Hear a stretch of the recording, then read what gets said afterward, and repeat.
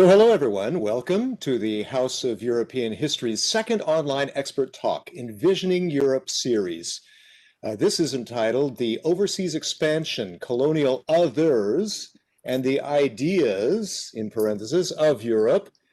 I'd like to find out, how did colonialism influence the development of the European identity? And as we look forward toward the future of Europe, this conference on the future of Europe, how could that have bearing on that? And we'll be talking with Professor Markéta Křížová of the Charles University of the Czech Republic over the next hour. Welcome, Markéta. Let me tell you that first. Welcome. Thank you. And but before we get to your presentation, we're going to be talking first to Constanze Itzel, who's the director, museum director of the House of European History. Constanze, please. Yes, thank you, Chris, for the introduction, and good evening, everybody, and welcome to this online debate on colonialism and its effect on the idea of Europe. Thank you very much for being with us. Special thanks to Professor Křížová, our speaker tonight, and to Chris Burns for moderating the discussion. And this is the second in our online lecture series, Envisioning Europe, which we are organizing in the context of the Conference on the Future of Europe. Dear participants, even though we usually tend to associate colonialism with imperialism, thus with the mid-19th and early 20th centuries, its roots, as we will hear today, are quite deeper. From 1550 BCE onward, ancient empires extended their borders into their neighboring areas. And modern colonialism began in the early 15th century with Portugal seeking new trade routes and searching for civilizations outside of Europe. Spain quickly followed suit. Over time, other European nations began their empire building overseas, coming into conflict with each other over the lands they had conquered. At its peak, European colonialism meant a European dominance around the world. The effects are still quite visible today, for example, in the use of European languages in the Americas. The conquerors often justified, as we will also hear today, their expansion by describing the conquered as barbaric or savage people that needed to be civilized. A small statue we host in our permanent exhibition in the House of European History, a loan from the British Museum, is indicative of how those conquered viewed the Europeans. It was produced in Benin in the 17th century, and it depicts a helmeted Portuguese soldier ready to shoot his musket. The decline of European colonialism was a protracted process. Decolonization started with World War I, peaked after World War II, and was more or less concluded in the mid-70s. But colonialism has not rested in peace. Its legacy still goes on and stirs numerous debates. And we sometimes have these debates in the museum, in front of the colonialism showcase. For some of our visitors, colonialism is not as bad and should be viewed more positively. I'm quoting, "My country had no colonies, so colonialism is not part of European history." The words belong to one of our visitors. Second quote, "You should have presented the civilization that Europe has brought to the world," another visitor said, highlighting a positive narrative. This idealized point of view denies the reality that European colonialism brought brutalization, violence, and oppression. And indeed, for many, colonialism remains primarily a story of coercion and forced assimilation. A few days after the murder of George Floyd in Minneapolis on the 25th of May, statues linked to colonial and racial injustices around the world have been defaced, removed, or simply destroyed.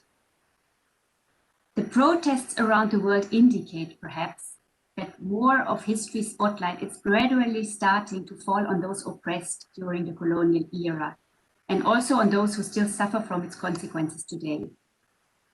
At the House of European History, in our permanent exhibition, we demonstrate in practice that we view colonialism as an integral part of European history, and we believe that Europe needs to take responsibility for it. Dear participants, it is inevitable that these and many more different legacies, interpretations and perceptions of colonialism helped shape the concept of Europe and how we define our continent. It has shaped the way we view ourselves and the ways in which we are being seen. It has and will still determine Europe's relationship with the rest of the world. Through our discussion this evening, we can explore how it can do so while shedding light on the various legacies of colonialism. I would like to thank you once more for being with us tonight, and I wish you a very fruitful debate.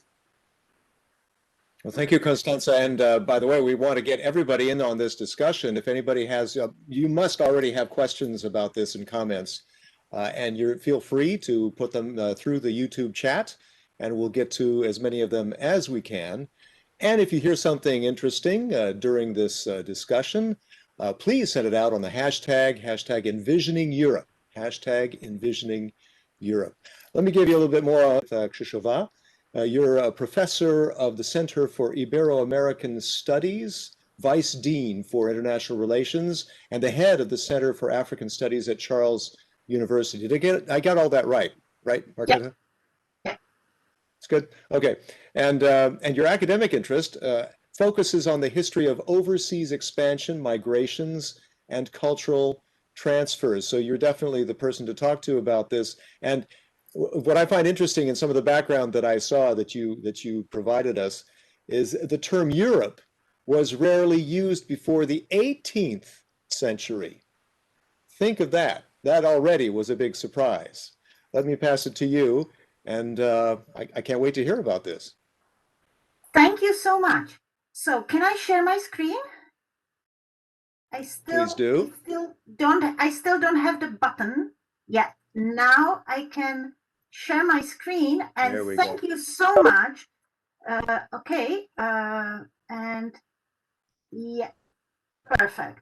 Thank you so much for inviting me tonight, and I'm looking forward to your questions and your comments, because definitely what I will be presenting today is my own research based on my reading of the sources. So please feel free to criticize and to comment. And of course, yes, the idea or ideas of Europe developed through time, and there were many local specificities at certain historical moments. But clearly, it can be seen in the sources that from the 16th century on, even though there was not so much use of the term Europe, the idea, the image of Europe as a community of people, especially not so much a geographical entity, but rather a community of people with distinctive characteristics, had become considerably more solid and stable. And of course, there might be many causes identified for this development. And today I will be talking only about one, the overseas expansion that started in the 15th century and continued to the 20th. Given the short time I have for this, overview of 5 centuries of, very, very dense historical developments, I will merely sketch the outlines of my arguments, and then we can explore them together in the second part through your questions. Okay, the voyages of discovery enabled the societies of European subcontinent to expand in a way unprecedented in the history of the world, to impose their institutions and ideas, their languages and culture, their technologies and economy around the earth, and also to accumulate wealth and power previously unimaginable. Also, the overseas voyages made possible to actually ascertain the physical borders of Europe and ubicate Europe physically in the global context. But what I will be talking about today are more maps that are in people's minds, the mental maps, the way to see the world. Even though, of course, the physical borders are also extremely important in distinguishing between us and them, and we can see it today, when the physical borders are again, acquiring relevance also in politics and, in general discussion. Anyway, what I'm trying to say, and I will be trying to say throughout this presentation, is the fact that what I'm talking about is not purely history. Many of the ideas that took shape in the period of overseas discoveries take hold until today in our understanding of ourselves and of the world. You know, Europe as an imagined community and Europeans as self-proclaimed members of this community are still wrestling with the economic, social, and intellectual consequences of colonialism, as we have already heard. Let's start from the beginning, from the first voyages of discovery. For a long time, historians have assumed that Europe's influence upon the rest of the world was much greater than the impact made by the rest of the world on Europe. This is, of course, the famous depiction of the first meeting of Columbus with the inhabitants of San Salvador, and precisely it embodies this vision that, you know, it's the Europeans who are giving gifts and natives who are accepting them in aid. In reality, it should have been different. Imagine those sailors after weeks on the sea. You know, they would have fell on the fresh fruit and water and, you know, been receiving, not giving gifts. And historians have now realized that the impact was mutual. And it has been detected in the works of historiography, you know, and it has been quantified how, let's say, the influx of precious metals impacted upon European economy, how the enriching of the diet with new crops and the use of new materials in the production of arts and crafts changed Europe, how the expansion of markets, even the mutual interchange of microbes and diseases changed Europe. What is not so explored, because it's very difficult to measure and to, you know, evaluate accurately, is the, let's say, the intellectual breakthrough. You know, what did it mean to meet these new peoples? You know, for us today, it's really difficult to appreciate this crumbling of the firm, secure boundaries of the world. You know, especially the discovery, in quote, discovery of America was very radical. You know, Europeans indeed had some knowledge of Africa, even if it was incomplete and distorted since the antiquity and the Middle Ages, and of Asia. Even the southern, the austral continent was hypothesized, at least in the works of philosophers. But America really was completely, genuinely new, previously unknown world. And these new lands, new seas, provoked imagination of Europeans. Actually, historian and literary theorist Tsvetan Todorov once noted that not even the landing of the first man on the moon was such a breakthrough, because the moon has always been here. You know, it was just a matter of technological development to get someone there, you know, but America was never heard about. You know, and prior to Columbus's voyage, Europe was, if not the world, then substantial part of it, you know, with some appendices of Africa and Asia. And suddenly, you know, in one generation, Europe is just a tiny part of immense mosaic of nations, cultures, religions. And its inhabitants, the inhabitants of the subcontinent, are facing the necessity to define who they are, who they want to be and not want to be. And in a defensive reaction to this dramatic widening of horizons, an intensive process of collective self-fashioning takes place. And as I say, these ideas that were born out of the first wave of colonial expansion are still with us today. You know, basically, Europeans, of course, knew how to distinguish between us and them ever since the antiquity. There was the dual intellectual heritage of Europe, Christian and classical. So the fundamental division of the Middle Ages is, of course, along religious lines, and the most significant other of medieval Europe is the Muslim. Christianity provided the European medieval monarchies with a powerful myth of legitimation and a sense of spiritual superiority. But Renaissance Europe also appropriated from classical literature the distinction between Greeks and barbarians. The barbarian, unpolished, lacking the knowledge of political order, of arts and sciences, you know, and the combination of the two, of the civilizational civilization versus barbarian and religious othering made possible to actually exclude from the community of real human beings also cultures that were actually surpassing European, let's say those of Asia or even Africa, you know, and also the use of the old models made possible the let's say the ingestion of realities that the Europeans have never seen. You know, it's no chance that Hernán Cortés, the conqueror of the Aztec Empire, we have recently celebrated 500 years of the fall of Tenochtitlan, is describing Aztec temples as mosques.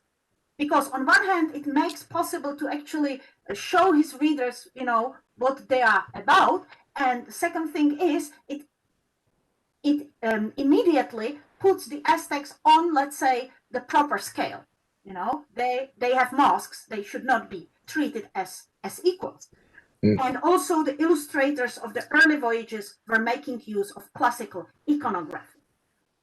And of course, it was out of the supposed religious and cultural inadequacies that non-Europeans were deprived of, let's say, legitimacy. It's no chance that these depictions, as the illustration to the memoir of the German mercenary Hans Staden from Brazil, you know, the cannibal scenes are so often used in the first books of the first travelogues from non-European regions. You know, because cannibalism was a decisive means of distinguishing between human and animal. And it was through images as this that the idea of superior European culture acquired the claim to universal validity. And we should not forget, an intimate connection between the geopolitical aspirations of the big powers in Europe and the church, right? They worked together to promote each other, right? In this period, yes. Then there was some sort of separation in the subsequent decades, but certainly there was the mutual reinforcing, you know, and the mutual legitimization. Legitimization, you know? Yeah. The conquest was legitimized via the missionary endeavors. Of course, there were missionaries accompanying Hernán Cortés, Pizarro to Peru and everywhere. And on the other hand, of course, we have precisely from these missionaries, we have the first descriptions of the non-European peoples. And of course, these are influenced by the way they have seen the world. Yeah. Right. Yeah. I see the parallel with what happened in the U.S. as it expanded westward. There was that concept of manifest destiny, right? Well, it's a bit later. I will probably get to this or try to get to this. But anyway, what I wanted to say that we have one more important, let's say, technological invention that is apparently not connected with the overseas voyages, but is of enormous importance. And it's the printing press. Because thanks to the printing press, actually the descriptions of non-European barbarians and savages and cannibals, and also depictions like this, could circulate around Europe and could cross even the linguistic and political borders. And via these depictions and via these images, you know, also the inhabitants of the regions that were not participating in the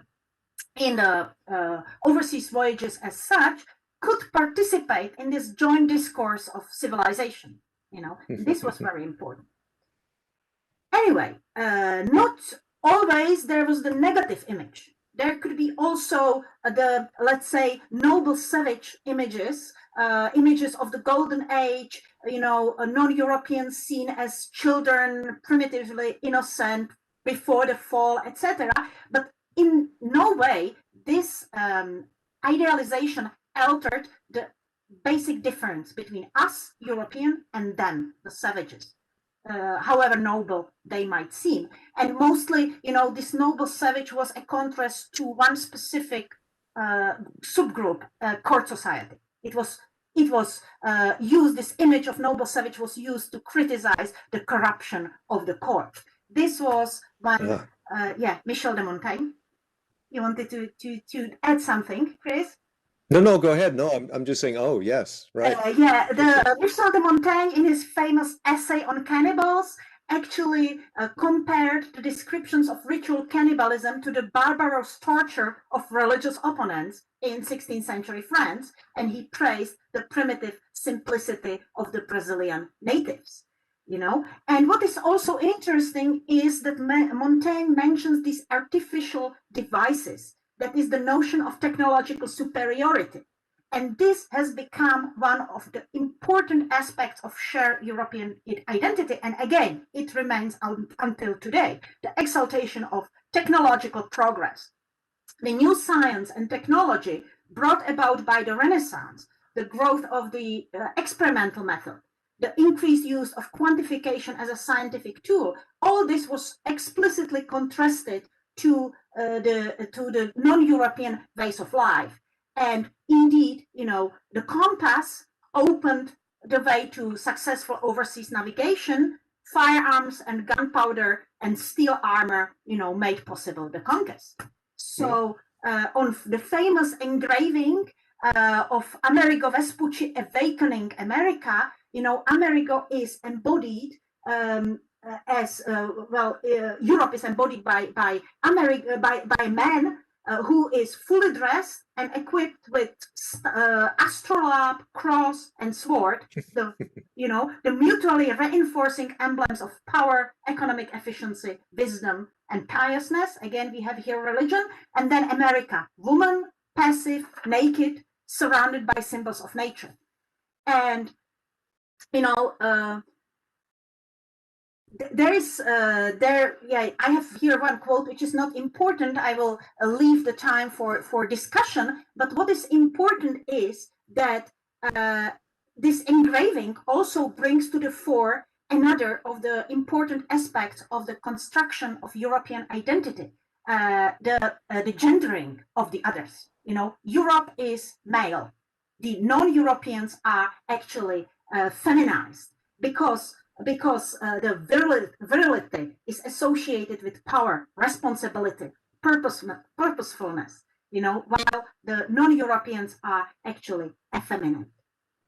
Of course, the construction of otherness and inferiority went the furthest with respect to the inhabitants of sub-Saharan Africa, integrated as slaves into the new global economic system. Slavery, of course, has been known in Europe ever since antiquity or before, but it came to a new bloom with the overseas expansion and reached its highest intensity during the 18th century and then continued well to the 19th. It made possible the economic expansion of Europe. Actually, probably it made possible the Industrial Revolution, and everything we are proud of nowadays, all the technological advancement, was standing on the backs of the black slaves. And it also made possible not only cultural but legal othering of Black Africans and to a certain degree also Native Americans. There was one problem though, and we have already spoken about religion. Here we have very nice depiction of Native Californians going towards the mission church done by one of the Czech missionaries in America. And that was the problem, because Chris, you already mentioned this. The overseas expansion was accompanied by missionary activity. But yes, this meant that actually the Native Americans, Africans, Asians were included into Christian community. So they ceased being others, And so in the Middle Ages, Europe was basically identified with Christendom or Western Christendom. Suddenly, there was a need to redefine the way we distinguish from the others. And religion suddenly was not enough because, even though Christian, even though baptized, the Black African was still a slave. So how to legitimize his enslavement? Crucial became the notion of race that implied fundamental inborn and essentially unchangeable differences between various groups of mankind. Of course, the whole concept of human evolution was, of course, fantastic, let's say, innovation, intellectual innovation, because it made possible, to bring life into nature, to break through the idea of the basic fixity of universe. So it was important. It was an important intellectual innovation, but with respect to Europeans and non-Europeans, it actually fixed the othering process. And you can see this famous quote from Linné's book on the nature of system, where there is still biology mixed with culture. So the Asians are not only of certain color, of certain facial composition, but they are also ruled by opinions, while Europeans are ruled by laws. So they're still mixing the biological with the cultural principle, but slowly the biological principle predominated.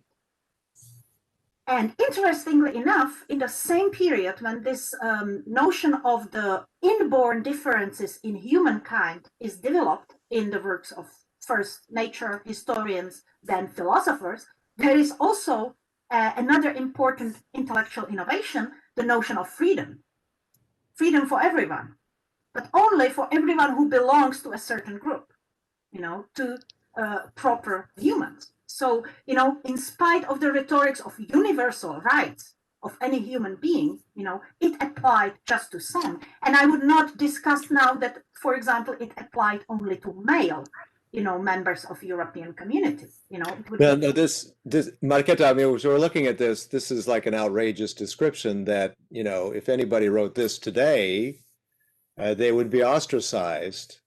And yet, I guess what we're looking at is this past that somehow colors the perceptions of today, right? Yeah, because when I was, when I was at elementary school, we still had in our textbooks, the images of the four races of men, even though not with these descriptions. But there was still the notion that there are fundamental differences among, various groups of men. So yes, this is something that still lingers at the back of our consciousness. Yeah. Anyway. And which I guess led to the exclusions of today, right? Yeah. And racism. Yeah. And actually, of course, the first and second wave of colonization, overseas exploration is, there is a break that's filled with the American and French Revolution, which are, of course, have been presented at that time and are presented today as, let's say, fulfilling of the ideals of Enlightenment ideas of society based on rational laws. But there was also another revolution. There was the Haitian Revolution that was actually bred with the same spirit, the equality of men, and this Haitian Revolution that led to the establishment of Second Republic on the American continent, Haiti, was despised by Europeans at the time as, as deeds of, barbarian murders, even though the leaders of the revolution actually alluded to the ideas of French Revolution. Oh. Okay. So then we have the second wave of expansion that had brought the European explorers and those who remained at home, but who followed their progress in textual and pictorial reports, already to the, let's say, expected unknown. But still, the variety of human groups encountered and their obvious difference from Europe, reinforced the need to separate Europeans from the rest of the world. Interestingly enough, again, what appeared was the image of slavery. As I said, slavery bloomed through, or was reinforced through the first wave of colonization. It was one of the principal outcomes of European expansion, and its abolition was a lengthy and difficult process. But once it was reached, and once Europe called for the abolition of slavery, the image of slavery, persisting in the dark interiors of Africa was actually used as a legitimization of the next colonization wave. And you can see it very powerfully in the works of fiction, such as The Captain at 15 by Jules Verne. And of course, we have this famous words by Indian-born British writer Rudyard Kipling, who discussed a white man's burden, whereby indigenous people, you know, are carried by their European colonizers along the road of civilization. And the idea of Europe as an international norm of civilization and progress provided a major legitimization of the 19th century colonialism. You know, there also, thanks to the improvement in technologies, the images of non-European barbarians could be circulated more effectively. You know, there were photographic reproductions. There were also so-called ethnographic shows or human zoos, which were immensely popular in the last decades of the 19th century. Groups of Africans, you know, South Americans, touring Asians, touring Europe, and in front of paying audience, rehearsing their everyday life and being touched, being examined by physical, you know, by physical anthropologists. And it was something that also is nowadays explored by historians, but needs to be reminded, because it was something that really reinforced the idea of Europe as a seat of civilization. The whole discipline of anthropology, the science of the study of humanity, was established precisely within the frame of the second colonial trust of European countries to other continents. You know, the apparently highly intellectual, specialized systems of knowledge acquired political relevance, immense political relevance, because actually through anthropology, the supposed superiority of the white European was established as positive truth based on, you know, material data. Markéta, I know you have a few slides left, not many, but just to remind our viewers that we're coming to the end of the presentation and would love to see your questions. I have a few of mine, and you can submit those questions via the YouTube chat. Anyway, please go ahead, Markéta. Okay, I was just going to mention that museums also serve to reinforce this image. And as I have here a slide from a museum in Prague, in my home country, you know, I wanted to say that precisely through these scientific discourses, also people in the non-colonial regions could participate in the colonialist discourse, especially Central and Eastern Europe, a region that suffered its own quasi-colonial dominance by neighboring powers. You know, at one hand, its inhabitants tried to belong, to be part of the powerful Europe, so they actually participated in the dominant discourses, and they were even proposing their own colonial plans. Again, I have here quotes from a Czech traveler to Africa who is presenting his vision of the African and presenting a vision of colonization of part of Africa by industrials and civilized Czech peasants, you know. And interesting, and now I'm coming to the end of my presentation, you know, in the second half of the 20th century, the political and academic representatives and then the general public in the former European colonial powers endeavored to face the historical legacies. But actually Central and Eastern Europe and also some other of the non-colonial regions, you know, they're predominantly precisely the attitude we already heard from the quote from the museum, you know, it doesn't concern us. We have been no part of it, neither our forefathers. And even though in 1989, one of the slogans of the protest movements that led to the overthrow of Soviet dominance in Central and Eastern Europe was "Back to Europe," you know, and even though allegiance was claimed to universal values of human rights and pan-human solidarity, this particular part of European history was largely ignored. And so that's why general public, as well as the academic community, I must say, in the Czech Republic, received with utmost shock the news that the monument of Winston Churchill in Prague in front of the Institute of Economy was vandalized last June within the frame of the Black Lives Matter protests. And in the ensuing discussions, members of the general public, but as I say, also the academics, for the first time realized that, with a surprise, that the Czech lands had been indeed part of the global involvement, including the colonial economy in the widest sense, and that Czechs, as well as inhabitants of other parts of Europe, are also sharing the burden of the need to come to terms with this aspect of Europe's past in order to shape Europe's future. And they came to realize what I've accentuated at the beginning of my presentation, that Europe's colonial past is not merely something that's decisively over. And I remind you that it was over only in the second half of the past century, but it remains part of European experience, and it helped to shape Europe as it is nowadays. That's the end. I'm awaiting your questions. Yeah, Markéta, fantastic. The first thing that comes to mind is, because you are a professor, a researcher, how do you think we should teach European history differently now? I think the process has already started. Yeah, so we need to teach European history in a transnational way, not to be bounded in our respective communities.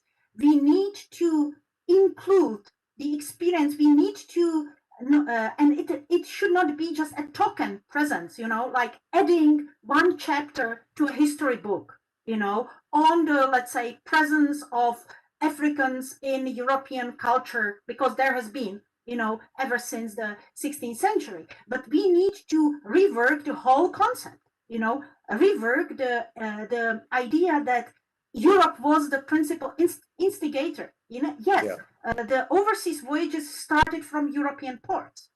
But what was going on? In what was going on, also the non-Europeans who met the ships when they landed were important, counterparts.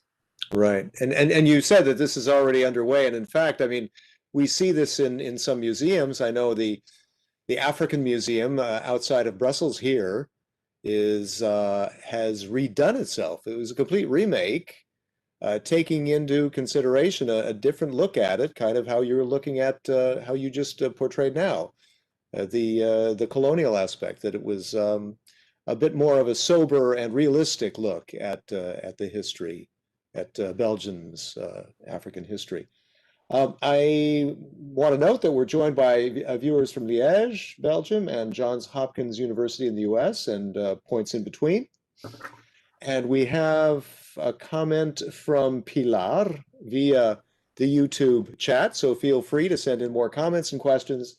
She says, every time I eat potatoes or pasta, I'm reminded of Europe's dependence on the rest of the world. As you mentioned, Markéta, about how the impact of all these inputs from around the world into Europe because of that, because of the explorers, because of the colonialism. Yeah, certainly. Actually, I did a research piece on the impact of potatoes on my own country, on the Czech culture. And it has, because it's not just the food.